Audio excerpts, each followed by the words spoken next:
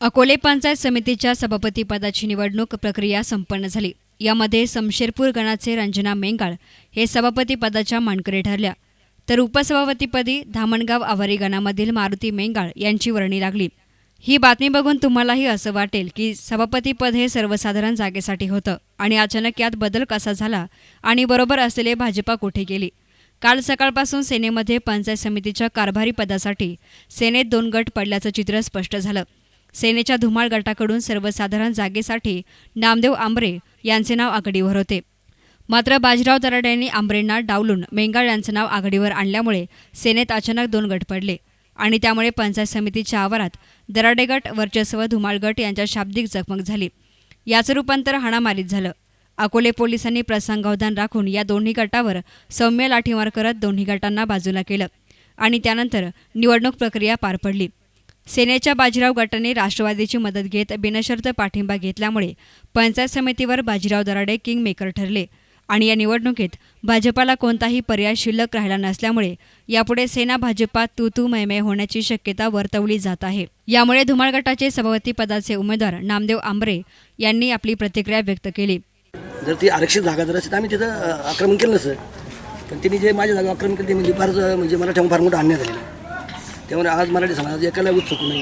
आज पहिल्या संस्कृती आज जर मी जर सभा झाला असो, आज तालुक्यात फार मोठं वातावरण वेगळं असं आणि लोकांना आनंद झाला सगळं आमचा मराठ्यांचा माणूस आज एक सिंहासनावर बसलं, ते होऊ शकलं नाही। काही राजकीय घडामोडी ते हे केलं नाही, त्यामुळे मराठी लोक आज फार नाराज आहे आणि ती नाराजी या ठिकाणी बाजीराव पाटलांना चांगल्या प्रकारे धडा लोकांनी झटकावला चांगला।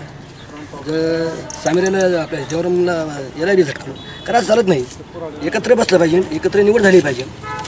आज म्हणजे तसं विशेष म्हणजे फार नाराजी म्हणजे आता हे बळच आता हे चाललं, पण आता कामं करणे। आता ही जी निवड झाली यांच्याबरोबर नव्हते का? नाही होतो ना, होते हो, एवढं होणे त्यांच्याबरोबर राहील। हो राहिले, कारण पक्षाच्या विराईत जायचं नाही। पक्षाचं एक शिवसैनिकाचं नेहमी पक्षाबरोबर प्रामाणिक त्याची किंमत चांगली मोठी झाली होती। आजही माझ्या समाजामध्ये चांगली मोठी बोल आहे, त्यांना सगळ्याबरोबर मी त्यांना काम करून देणार नाही बरोबर। म्हणजे ते आदिवासी आता सेनेमध्ये 2 गट पडले असं म्हणायचं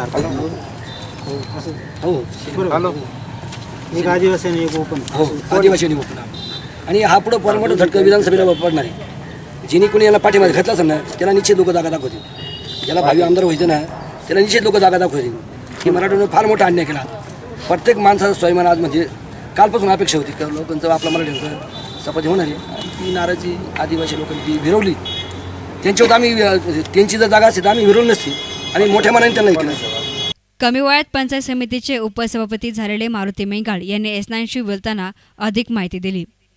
आज या ठिकाणी सभापती आणि उपसभापतीची निवड झाली। मी उपसभापतीसाठी उमेदवार होतो आणि रंजना मेंगाळ सभापतीसाठी। या दोन्ही उमेदवारांना शिवसेनाच्या सर्व उमेदवारांनी भरघोस मताने आम्हाला निवडून दिले। मी भविष्यामध्ये आमचं उद्दिष्ट एकच आहे का ह्या तालुक्याचा विकास झाला पाहिजे, सर्वसामान्य जनतेपर्यंत सगळ्या लाभार्थ्यांना खऱ्या योजना मिळाल्या पाहिजे, यासाठी आम्ही नक्कीच प्रयत्न करणार आहोत। आणि भविष्यात ही पंचायत समिती खरी शेतकरी कष्टकऱ्यांची असेल, स्वाभिमानाने इथं सगळ्यांना सन्मान दिला जाईल, अजिबात याच्यामध्ये कुठल्याही प्रकारचं कमीपणा होणार नाही।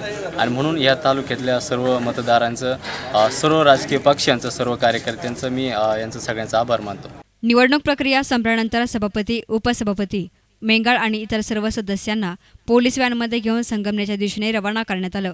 कोणताही अनुचित प्रकार घडू नये यासाठी पंचायत समितीचे नवीन पदाधिकाऱ्यांना पोलिसांनी सुरक्षित रवाना केलं।